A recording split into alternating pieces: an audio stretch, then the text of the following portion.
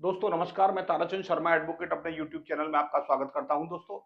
दोस्तों आज का जो हमारा वीडियो है वो ये है कि वक्फ संशोधन बिल जो गवर्नमेंट 2024 लेके आई है वो अब संसद में पेश होने वाला है। पहले भी एक बार पेश किया जा चुका है। आखिर इस बिल पर क्यों इतना बवाल मचा हुआ है, वक्फ संपत्ति क्या है और क्या क्या संशोधन गवर्नमेंट लेके आई है इसमें। दोस्तों आज के वीडियो में हम ये जानकारी आपको देने जा रहे हैं। वीडियो थोड़ा सा हो सकता है लंबा हो जाए दोस्तों, लेकिन ये जानकारी बहुत अहम है और इस वीडियो को अंत तक देखें, स्किप ना करें।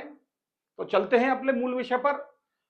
गवर्नमेंट लेके आई वक्फ संशोधन बिल 2024 और ये पहली बार जो है पहले बजट सत्र में अगस्त 2024 में संसद में पेश किया गया।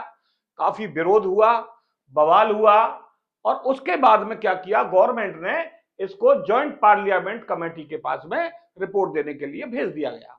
उसके बाद में जनवरी 2025 में जॉइंट पार्लियामेंट कमेटी के द्वारा अपनी रिपोर्ट प्रस्तुत की गई। अब चूंकि सेकंड सत्र शुरू हो रहा है और उसमें इस विधेयक को पास होने की पूरी संभावना है। दोस्तों अब यह बात करते हैं कि पहले वक्फ संपत्ति होती क्या है, क्योंकि बेस पता होना बहुत जरूरी है। तो यही मैं बता रहा हूं दोस्तों। वक्फ का नंबर है वक्फ संपत्ति। वक्फ में कोई भी संपत्ति हो सकती है, चल संपत्ति भी हो सकती है, अचल संपत्ति भी हो सकती है, ऑर्नामेंट्स हो सकते हैं, सोना चांदी, रुपया, पैसा, मकान, जमीन, जायदाद, फ्लैट, कोई भी चीज वक्फ संपत्ति हो सकती है जिसको वक्फ किया गया हो।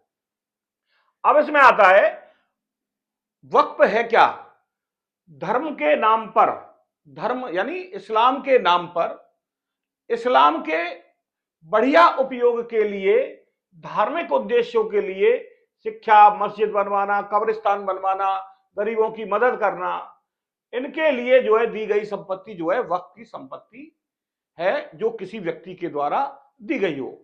वक्फ के लिए कोई भी व्यक्ति अपनी संपत्ति दान कर सकता है, चाहे वो हिंदू हो या मुस्लिम हो। ऐसी कहीं कोई वक्फ अधिनियम में रोक नहीं है कि भाई मुस्लिम ही वक्फ करेगा संपत्ति को, कोई हिंदू भी वक्फ कर सकता है। अब नेक्स्ट आता है दोस्तों, ये संपत्ति क्या है।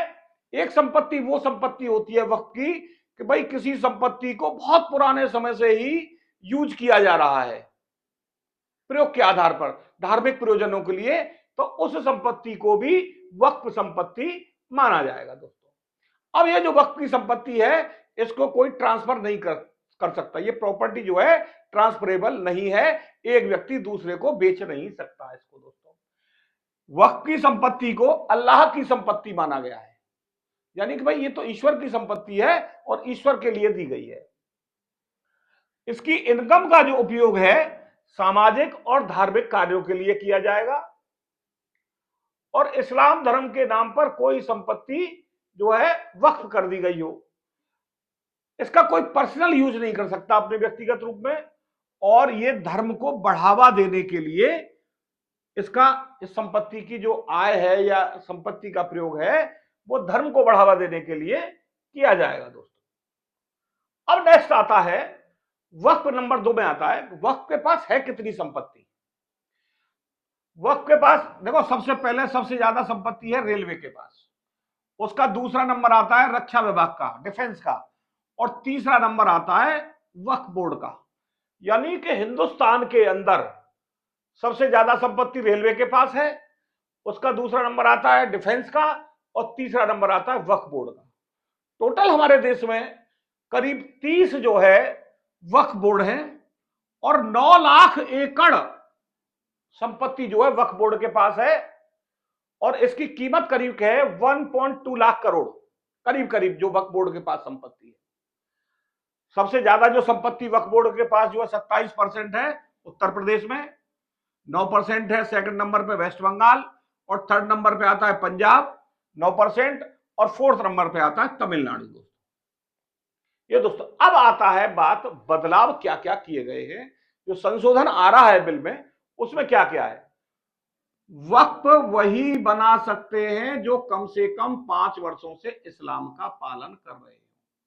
अब ये कर दिया सीधा सीधा, कोई हिंदू अपनी संपत्ति को वक्फ नहीं कर सकता, और अगर मुस्लिम भी करेगा तो वो करेगा जो कम से कम 5 वर्ष से इस्लाम धर्म का पालन कर रहा हो। यानी कि जो कन्वर्टेड लोग हैं, जो अन्य धर्मों से मुस्लिम धर्म में आए हैं, वो अगर आते ही संपत्ति को वक्फ करने लगे तो उनको वक्फ करने का राइट नहीं है।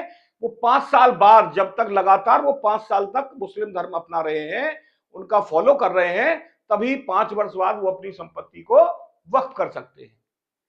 दूसरा कौन कर सकता है? संपत्ति का स्वामी ही केवल संपत्ति को वक्फ कर सकता है।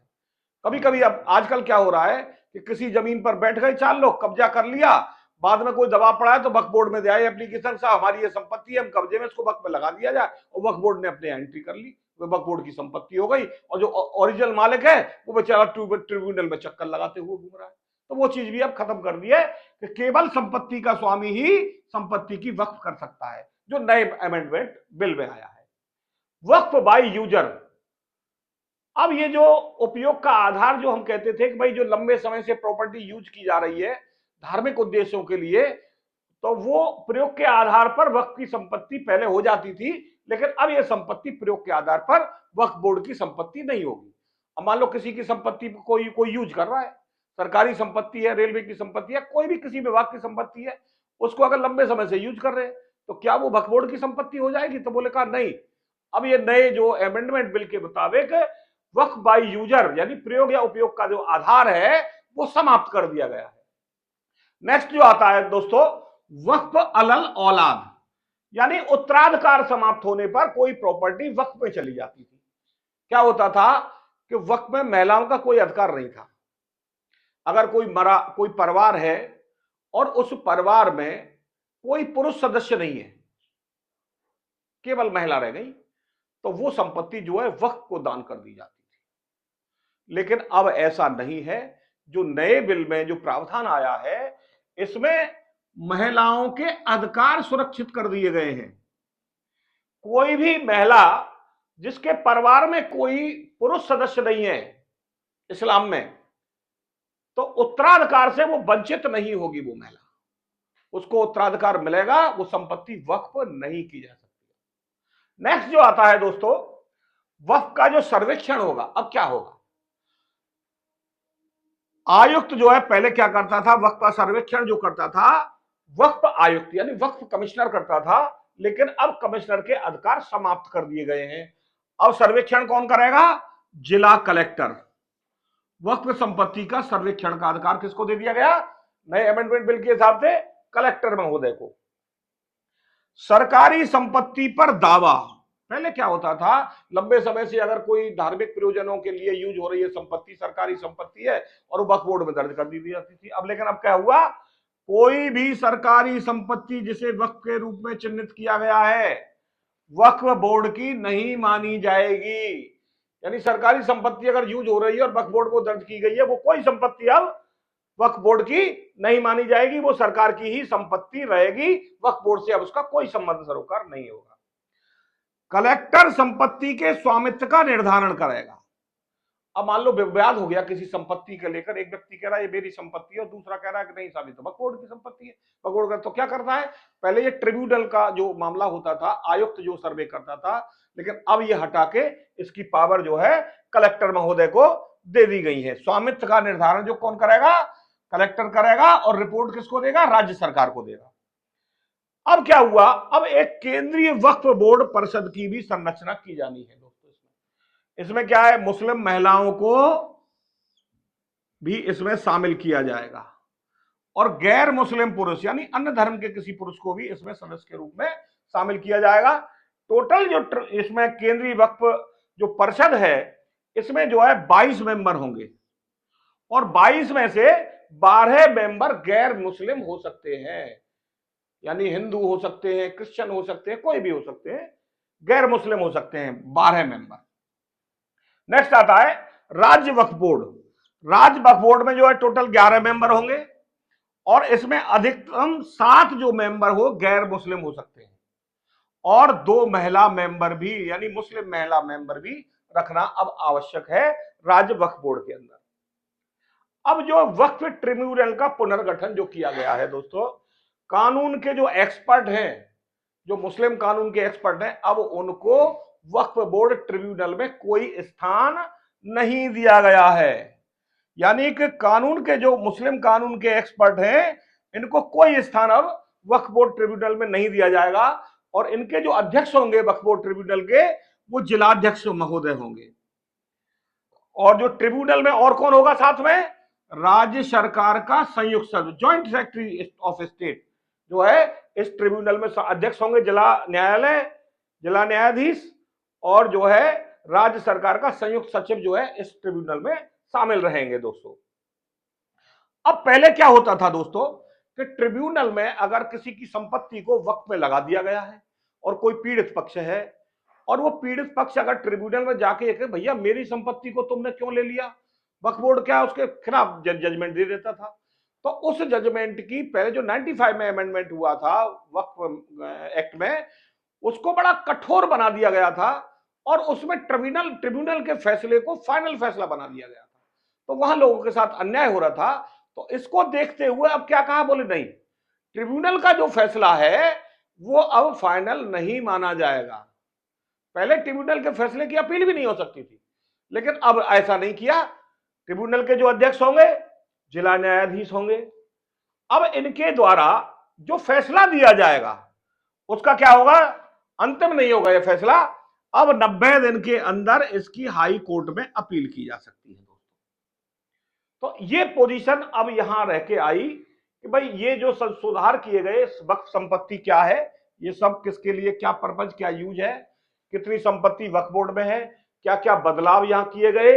और अब जो वक्फ सर्वेक्षण का जो कलेक्टर को अधिकार दे दिया गया, कमिश्नर को समाप्त कर दिया गया, सरकारी संपत्ति पर वक्फ बोर्ड कोई दावा नहीं कर सकता। और जो केंद्रीय वक्फ परिषद की रचना की गई, मुस्लिम महिलाओं को जगह दी गई, गैर मुस्लिमों को जगह दी गई, 22 में से 12 लोग गैर मुस्लिम हो सकते हैं। राज्य वक्फ बोर्ड में कम से कम 11 मेंबर होंगे, ज्यादा से ज्यादा, अधिकतम 7 गैर मुस्लिम हो सकते हैं और 2 महिला भी इसकी सदस्य होंगी। तो ट्रिब्यूनल का पुनर्गठन, कानून के एक्सपर्ट को कोई स्थान नहीं दिया गया, अध्यक्ष होंगे जिला न्यायाधीश, और एक जो इसमें ट्रिब्यूनल का सदस्य होगा राज्य सरकार का ज्वाइंट सेक्रेटरी होगा। और अब जो है ट्रिब्यूनल का फैसला अंतिम नहीं माना जाएगा, और 90 दिन के अंदर वो हाई कोर्ट में पीड़ित पक्ष अपील कर सकता है। दोस्तों अब इसको लेकर काफी बुराइयां हो रही हैं, प्रोटेस्ट किए जा रहे हैं कि भाई इसमें तो बड़ा अन्याय हो जाएगा मुस्लिम समाज के साथ में। तो दोस्तों चूंकि वीडियो लंबा ना हो, इस वजह से मैं एक अगले वीडियो में ये सब लेके आऊंगा कि आखिर इसका विरोध क्यों हो रहा है, जो वक्फ अमेंडमेंट बिल का विरोध क्यों हो रहा है। तो नेक्स्ट वीडियो में मैं आपको ये जानकारी देने जा रहा हूं कि जो अमेंडमेंट बिल का जो विरोध हो रहा है वो किस वजह से हो रहा है, क्या क्या इफेक्ट उसके पड़ सकते हैं, क्या क्या बुराइयां उसकी हो सकती हैं। तो दोस्तों आज के वीडियो में बस इतना ही। अगले वीडियो में एक नई कानूनी जानकारी के साथ हम आपके सामने उपस्थित होंगे। जय श्री राम, राधे राधे, जय श्री कृष्ण।